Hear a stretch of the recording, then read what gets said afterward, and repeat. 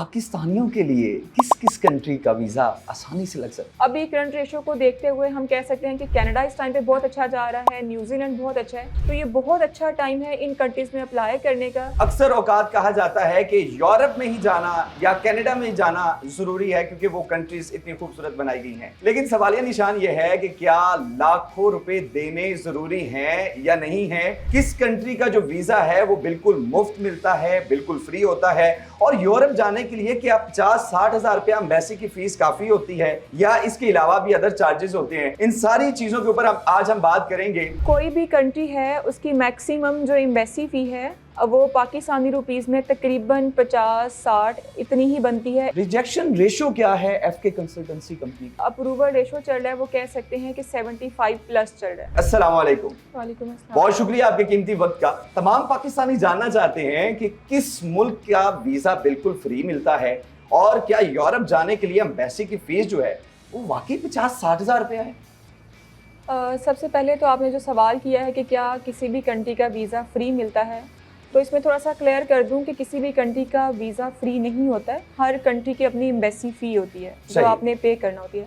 सिर्फ एक जापान ऐसा कंट्री है जिसकी कोई एम्बेसी फ़ी नहीं है, लेकिन उसमें अब उन्होंने अपनी अपॉइंटमेंट को रख दिया हुआ है कि उसकी अपॉइंटमेंट लेना पड़ती है जो कि पेड अपॉइंटमेंट है। तो इससे चीज़ें क्लियर हो जाती है कि कोई भी कंट्री है, किसी भी मुल्क में अगर आप अप्लाई कर रहे हैं तो जो लोग आपको यहाँ पे मिसगाइड कर रहे होते हैं कि आपके फ्री वीज़े लग रहे हैं, फ्री आपको भिजवा रहे हैं, तो आप हमारे पास आ जाएं, डॉक्यूमेंट्स ले आएं, तो यहाँ पे आपकी समझ लें कि एक फ्रॉडलेंट एक्टिविटी होना स्टार्ट हो जाती है। मुझे ये बताइएगा फायजा साहिबा कि क्या वाकई यूरोप के लिए 50-60 हजार रुपया 70 हजार रुपया फीस है वीजे की, एम्बेसी की? कोई भी कंट्री है उसकी मैक्सिमम जो एम्बेसी फ़ी है वो पाकिस्तानी रुपीस में तकरीबन 50-60 इतनी ही बनती है, इससे ऊपर बिल्कुल भी एक्सीड नहीं करती है। यानी कि यूरोपियन कंट्रीज में जाना इतना आसान है, 50-60 हजार रुपया एम्बेसी की फीस है बस।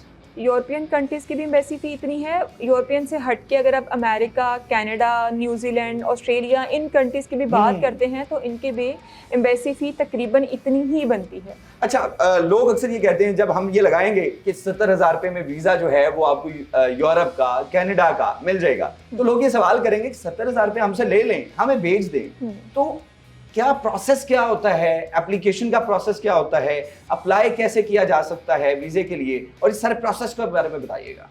ये जहाँ तक आपने बात की कि 70 हज़ार में 50 हज़ार में, तो यहाँ पे एक छोटा सा पॉइंट मैं आपको क्लियर करना चाहती हूँ कि एम्बेसी की फ़ी जो है वो तो यही रहनी है। बिल्कुल। बाकी ये जो मोस्टली इदारे बने होते हैं आपसे कह रहे होते हैं कि हमसे फ्री कंसल्टेशन ले लें, हमसे फ्री वीज़ा अप्लाई कर लें, तो ऐसा कुछ भी नहीं होता है।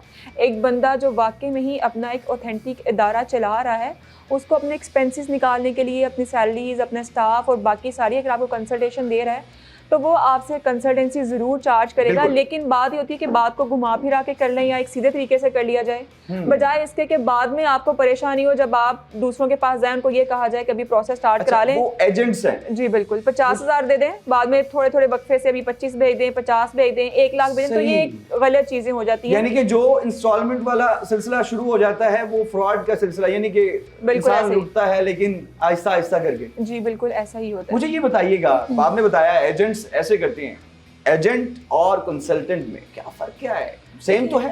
कंसल्टेंट ये है कि जिसने आपके डॉक्यूमेंट्स चेक करने हैं, आपको बताना है कि आपके डॉक्यूमेंट्स के अकॉर्डिंग आप किस कंट्री के लिए एलिजिबल हैं और इसमें कौन कौन सी चीज़ें आपकी मिस हैं कि जिनको आपने कंप्लीट करना है। कंसल्टेंट जो है वो आपको एक कंसल्टेंसी प्रोवाइड करेगा जिसमें आप रिजेक्शन रेशो वो कोशिश करेगा आपका कम से कम हो जाए। सही। एजेंट में जहाँ तक हम बात करते हैं तो एजेंट ने आपसे एक कमिट किया होता है, मैंने आपको बताया कि एक हैवी अमाउंट उन्होंने आपसे डिसाइड की होती है जिसमें वो हर तरह की अपनी तरफ से डॉक्यूमेंट्स कंप्लीट करते हैं। बिल्कुल। तो कभी भी आपने इस हवाले से नहीं जाना है कि मैं सिर्फ अपना पासपोर्ट ले जाऊँ, ID कार्ड ले जाऊँ, बाकी सारे डॉक्यूमेंट्स वो कंप्लीट करते रहे। अगर एक पर्सन कह भी रहा है कि मैं आपके डॉक्यूमेंट्स कंप्लीट कर रहा हूं, तो चीज़ों को मुकम्मल आप उसके साथ कंसल्ट करें कि क्या क्या डॉक्यूमेंट्स लगाएगा और किस तरीके से लगाएगा। मैडम आप ये बातें कर रही हैं, लोग तो ये कहते हैं डन बेस पे हमसे पैसे लें, हम एफिडेविट करके देते हैं, डन बेस पे हम वीज़ा देते हैं, अगर वो वीज़ा रिजेक्ट हो गया तो हम आपको आपके पैसे वापस कर देंगे। वो क्या एलिमेंट है? और बाद में देखते हैं काफ़ी फ्रॉड नजर आते हैं। डेली बेसिस पे ना हमारे पास बहुत ज़्यादा क्लाइंट्स आते हैं, बेचारे उनके साथ बहुत ज़्यादा फ्रॉड हो चुका होता है। वो कह रहे होते हैं कि हमने अपना घर बेच दिया है, सामान बेच दिया अपना एक वीज़ा अप्लाई करने के लिए। मैं फ़लाँ कंसल्टेंट के पास गया था, उसने मुझसे 20 लाख मांगा, 22 मांगा, 50 मांगा, लेकिन उसको आधी अमाउंट में मांगा, पहले आधे पैसे कर दें, बाकी वीज़ा लगने के बाद कर दें। तो बाद में ना उनको वो बंदा मिल रहा होता है, ना कोई वीज़ा मिल रहा होता है, ना ही ऐसा कुछ होता है। मैम तो हमने देखा है कि यहाँ पर FK कंसल्टेंट कंपनी में इतना रश होता है। एक तो ये बताएं कि अदर कंसल्टेंट कंपनी और FK कंसल्टेंट कंपनी में फर्क क्या है? क्या कंसल्टेंसी के हवाले से है या आपके चार्जेस कम हैं? क्योंकि मार्केट में देखा जाए तो एक FK कंसल्टेंट कंपनी जो है, कंसल्टेंसी कंपनी, वो बड़ी बाएतमाद कंपनी मानी जाती है। देखिए, बाहर जहाँ तक आप कर रहे हैं रश की, तो एक क्लाइंट अगर यहाँ से सेटिस्फाई होके जाता है ना, तो अपने साथ 10 लोगों को रेफर ज़रूर करता है, ठीक है। तो अगर एक बंदे को यहाँ से अच्छा रिस्पॉन्स मिल रहा है तो डेफिनेटली उसके साथ लोग आएंगे, विजिटर्स आएंगे। तो हम लोग इस चीज़ पे नहीं कंप्रोमाइज़ करते हैं। हमारा होता है कि एक क्लाइंट को एक क्वालिटी का काम करके दिया जाए, कि हमारी तरफ से उसमें कोई कमी नहीं रहे। बाकी वीज़ा अप्रूव होना, रिजेक्ट होना, वो बाद की बात चली जाती है। आप जो कंसल्टेंसी देते हैं, प्रोवाइड करते हैं, उसमें जो आम शहरी हैं उनको क्या फैसिलिटेट किया जाता है, किस तरह फैसिलिटेट किया जाता है? देखिए, आम शहरी हो या कोई बड़ा बिजनेसमैन हो, मैंने आपको बताया है कि एम्बेसी की जो रिक्वायरमेंट्स है ना, वो हर पर्सन के लिए सेम है। हाँ, जॉब पर्सन है तो वो अपने जॉब के अकॉर्डिंग अपने डॉक्यूमेंट्स को कंप्लीट करेगा, उसमें उसकी सैलरी स्लिप्स वगैरह आ जाएंगी, अपना NOC वगैरह बनवा ले। बेशक वो गवर्नमेंट एम्प्लॉय है या प्राइवेट सेक्टर में जॉब कर रहा है, सिर्फ एक टू होम इट में कंसर्न के नाम से एक लेटर निकलता है जिसमें उसका बोनाफाइड शो किया जाता है कि यहाँ से यहाँ तक इसने जॉब कंटिन्यू की है, तो हम इसको लीव पे भेज रहे हैं। इस तरह के अगर जॉब पर्सन है तो अपनी बैंक स्टेटमेंट दे, अपने NTN दे, अपने बिजनेस के डॉक्यूमेंट्स दे, ये सारी चीज़ें कंप्लीट करे। सही। तो एक ये टेक्निकल पॉइंट है कि एक शख्स जो कि अपना वीज़ा अप्लाई करना चाहता है, उसके पास वो एप्लीकेशन को प्रोसेस करने के लिए कौन कौन सी ऐसी बेसिक जो चीज़ें हैं वो कंप्लीट होना ज़रूरी है? बेसिक डॉक्यूमेंट्स बहुत होना कंप्लीट होना ज़रूरी है। अब मैं सबसे पहले से कि कनाडा की बात ही कर लेती हूँ। कनाडा के पिछले समझ लें कि 6-7 महीनों से काफ़ी रेशो ख़राब चल रही थी, इसका रिजेक्शन रेशो काफ़ी हाई था। उसमें मोस्टली जो उसका रिफ्यूज़ल की वजह लगती है वो लगता है कि उसका 179B एलिगेशन ही लगता है, जिसमें एम्बेसडर ये कह रहा होता है कि मैं आपके इस चीज़ से सेटिस्फाई नहीं हूँ कि आप वापस आएंगे। तो इस चीज़ को क्लियर करने के लिए हमें अपनी फैमिली टाइज पीछे शो करवाना बहुत ज़रूरी होता है। सही। फैमिली टाइज में जो मैरिड लोग हैं उनके लिए तो बहुत आसान है कि वो नादरा में जाएं, अपना निकाह नामा रजिस्टर्ड करवाएं, FRC बनवा लें, अकेले अप्लाई करें, विशेष उनकी फैमिली शो हो जाती है। अगर लोग अपनी फैमिली के साथ अप्लाई करना चाह रहे हैं हम छुट्टियां गुजारे हैं कनाडा में, अमेरिका में, कहीं पे भी, तो पीछे उनको अपनी कोई प्रॉपर्टी वगैरह शो करवाना जरूरी है। अब प्रॉपर्टी से मतलब ये बिल्कुल भी नहीं होता है कि आपके पास हमें लेके कोई 5-7 करोड़ की प्रॉपर्टी होनी चाहिए। अगर आपने कोई चीज़ इंस्टॉलमेंट्स पे भी ली हुई है ना, आप वो भी साथ शो करवाएं। ये चीज़ें सिर्फ ये होती है कि हमने अपना पीछे आने का एक मकसद शो करवाना होता है कि अपना रिटर्न टू होम कंट्री में ये चीज़ें। अगर जॉब पर्सन है वो NOC ले लेगा, बेशक उसकी हल्की जॉब भी है, लेकिन ये चीज़ें पीछे शो करवा रही हैं कि एक कंपनी में जॉब कर रहा है तो कंपनी के पास इसने वापस आना ही आना है, हमारे मुल्क में ये जॉब ढूंढने नहीं बैठ जाएगा। मैम कितने पैसे चार्ज करती हैं कंसल्टेंसी के? क्या आप भी दूसरे लोगों की तरह लाखों रुपए चार्ज करते हैं?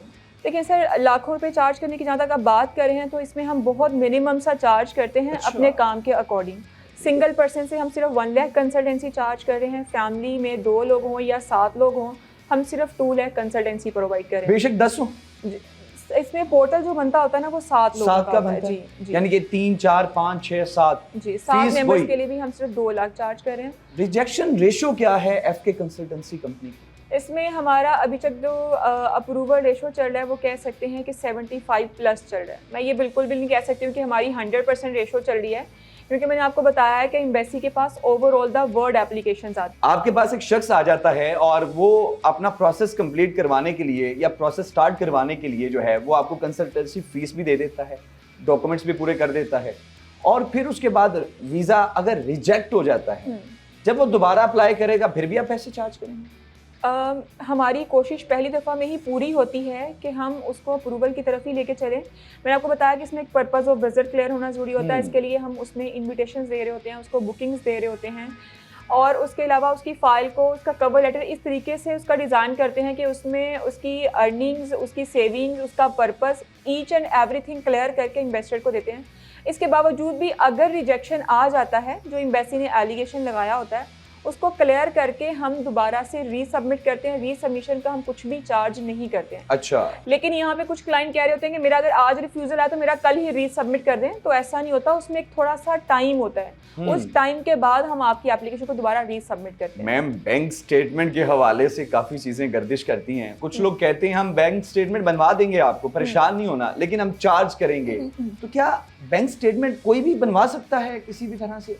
बैंक स्टेटमेंट में सबसे पहले क्लियर कर दूं कि जैसे कुछ लोग कह रहे होते हैं कि आपकी 3 महीने की स्टेटमेंट है, 3 महीने के लिए है, 2 महीने की है, 2 महीने के लिए है, तो ऐसा बिल्कुल भी नहीं है। अगर आपने वीज़ा अप्लाई करना है तो आपको प्रॉपर 6 मंथ की ही बैंक स्टेटमेंट चाहिए होती है। 6 मंथ की ही आपने स्टेटमेट लगानी है। और कितनी स्टेटमेंट होनी चाहिए? सिंगल पर्सन के लिए मिनिमम 1 मिलियन होना चाहिए। 1 मिलियन से कम नहीं होनी चाहिए। ऊपर जितना ज्यादा आप करते हैं उतना लिए ही आपके लिए प्लस पॉइंट में आता है। यानी कि 1 मिलियन होना 1 मिलियन से कम नहीं होना चाहिए। बाकी ऊपर जितना करेंगे उतना आप अपने होम कंट्रीज के साथ स्ट्रॉन्ग शो करवाएंगे कि मैं इतनी स्ट्रॉन्ग पोजीशन में पीछे बैठा हुआ हूँ, जिससे इन्वेस्टर को भी क्लियर होती हैं चीजें। पाकिस्तानियों के लिए किस किस कंट्री का वीजा आसानी से लग सकता है? अभी करंट रेशो को देखते हुए हम कह सकते हैं कि कनाडा इस टाइम पे बहुत अच्छा जा रहा है, न्यूजीलैंड बहुत अच्छा है। बाकी इसमें अभी जो करंट रेशो है इसके मुताबिक जो इसमें प्लस पॉइंट है वो ये है कि आगे न्यू ईयर स्टार्ट हो रहा है, क्रिसमस स्टार्ट हो रहा है, तो ये दो वो इवेंट्स हैं जिसको अदर कंट्रीज काफ़ी बड़े लेवल पे सेलिब्रेट करते हैं और मोस्टली विजिटर्स इसी टाइम पे बाहर जा रहे होते हैं कि न्यू ईयर सेलिब्रेट कर सकें। तो ये बहुत अच्छा टाइम है इन कंट्रीज़ में अप्लाई करने का।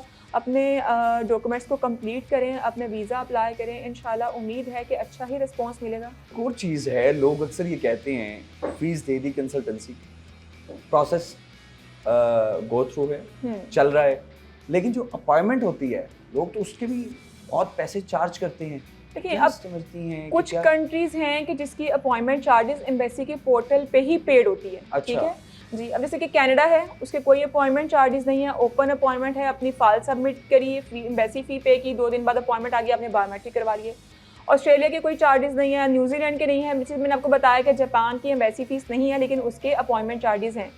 अब जो यूरोपियन कंट्रीज हैं उसमें 29 यूरोपियन कंट्रीज हैं जिसकी वजह से एक ही टाइम पे सभी कंट्रीज की अपॉइंटमेंट्स ओपन नहीं हो सकती हैं। कुछ कंट्रीज की ओपन होती हैं, वो फिर क्या होता है कि कुछ तो एम्बेसी की वेबसाइट पे पेड है, लेकिन कुछ पर्सन जो बुक कर रहे हैं, जो सारी रात मेहनत कर रहे हैं, डेफिनेटली एक बंदा सिर्फ आपसे अपनी मेहनत चार्ज कर रहा होता है, वो आपसे अपॉइंटमेंट चार्जेस ले रहा होता है। अब अमेरिका है उसकी 1-1.5 साल बाद अपॉइंटमेंट मिलती है कुछ लोग, लेकिन यहाँ पे भी बात आ जाती है कि इतनी ज्यादा पेड अपॉइंटमेंट्स देती है, मार्केट में सेल हो रही होती है 2 लाख 5 लाख 7 लाख की सिर्फ अपॉइंटमेंट्स। आपको टाइम लेट मिला है, डिले का मिला है, तो आप मुझे 2 लाख रुपया चार्ज करें और मैं फिर उसके बाद जो है 2 लाख रुपए लेने के बाद आपकी अपॉइंटमेंट का जो टाइम है वो पहले का ले आऊंगा। सदाकत है, हो जाता है ये? ऐसा नहीं होता। मैंने आपको बताया कि मिनिमम से चार्जेस होते हैं, जितना आप बता रहे हैं उतना नहीं होता है। ये 50-60 हज़ार के अंडर आपको हर कंट्री की अपॉइंटमेंट मिल जाती है। अच्छा, और जो ये लोग इस तरह की एक्टिविटीज कर रहे हैं वो यानी कि फिर ऐसा होता है ना, मैंने आपको बताया कि एक बंदे ने अपॉइंटमेंट बुक की है, वो आगे से आगे 4-5 लोगों तक पहुंचते वो काफी रेट हाई हो जाता है। लोगों को ये भी समझ आता है अगले बंदे की मजबूरी है, उसके पास डॉक्यूमेंट्स कंप्लीट हैं, उसके पास फाइल कंप्लीट है, उसने अपॉइंटमेंट लेनी है, उसने अपनी फाइल सबमिट करानी है, तो हम जहां तक हो सकता है वो कर लें। यानी कि फाइजा कंवल साहिबा, अब लोगों के ख्वाब जो हैं, जो ख्वाबों की तकमील है, यानी कि हर शख्स चाहता है कि बैरून मुल्क, खुसूसन कनाडा जैसी कंट्री में, वो पूरा हो जाएगा। देखिए, अगर आप लोग अप्लाई करना चाहते हैं, आप लोगों ने भी सोचा हुआ है कि मैं जाऊं, लेकिन हमारी आवाम ये चाह रही होती है कि हम बिल्कुल रिस्क ले ही ना।